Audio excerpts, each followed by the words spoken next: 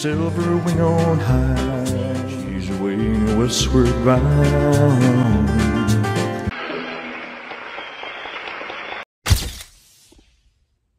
So like you, whenever I see new footage of Elvis, I love it. And some more than others, and that's why I want to make a little short video about this. So this was Elvis in August 1972, congratulating J.D. Sumner. He just did a solo. I'm going to play that song. Seeing Elvis, like, he was such, like, when I see it, first of all, it's so cool. He looks good. He's in good shape. This is when he first started dating Linda Thompson. Seeing him, like, clap for JD, like giving applause to JD, like, wow, good job, and then grabbing the mic and shaking his hand, which you'll see, it just shows Elvis's humility. And before I get too deep into this video, I want to thank Bloxy Tiger on Instagram for messaging me this particular footage without a watermark. Appreciate it.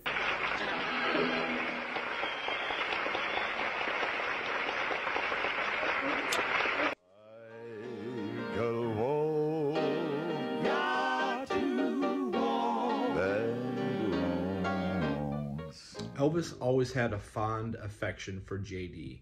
One, because, you know, Elvis really loved and admired people, singers who could sing with a very low tone, low register, deep voice, bass singers.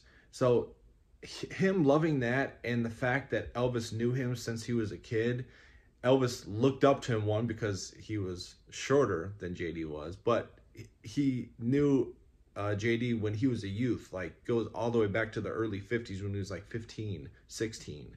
JD used to let him into the gospel concerts for free because he didn't have the money, but he saw the hunger that Elvis had for gospel music. And, you know, it did go full circle to Elvis actually inviting him on stage and being his singer. So Elvis was a humble guy, and when I saw that, like, it was sort of a heartwarming thing just to see the humility there. That Elvis, you know, he's not like, oh, I'm the king, I'm the man, even though he is the man. But other people call him the man. He didn't do it himself, and I think that was admirable. So what song was JD actually singing? I listened to the dinner show from that night, and JD actually sang, "I've Got to Walk That Lonesome Road." Let's take a listen. I'd like to do something a little bit different, ladies and gentlemen. I'd like to call the Stamps Quartet out here to the song. This features their bass singer.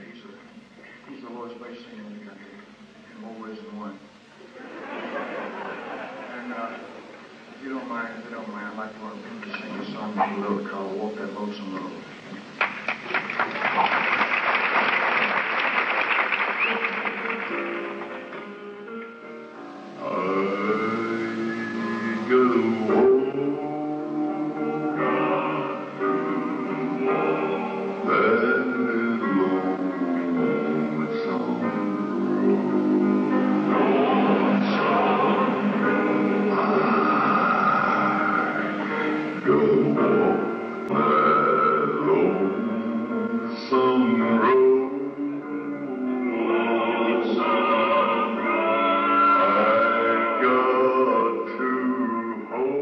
Savior's hand. I gotta walk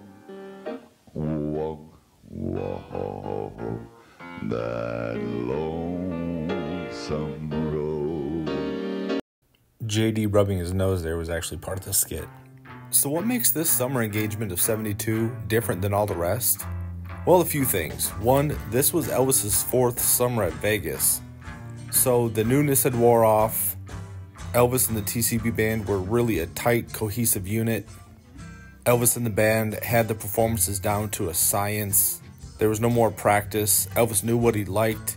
He had a varied set list, from Proud Mary to Polk Salad Annie to Suspicious Minds to Hound Dog. Never Been to Spain, If I Can Dream. He did a lot of covers, but he also did his own hits, but the boredom hadn't set in yet.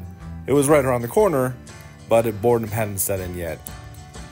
This was the first engagement where Elvis was separated from Priscilla. You may say that was the first engagement here this year, but it was actually this summer engagement because she let him know earlier this year. This was the first time Elvis had a girlfriend of his come to every single show. She was with Elvis every day. That's Linda Thompson. She says every day for like the first year.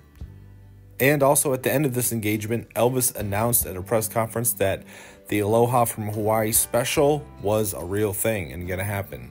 Hope you guys enjoyed this video. Talk to me in the comments, and a thank you again, Biloxi Tiger.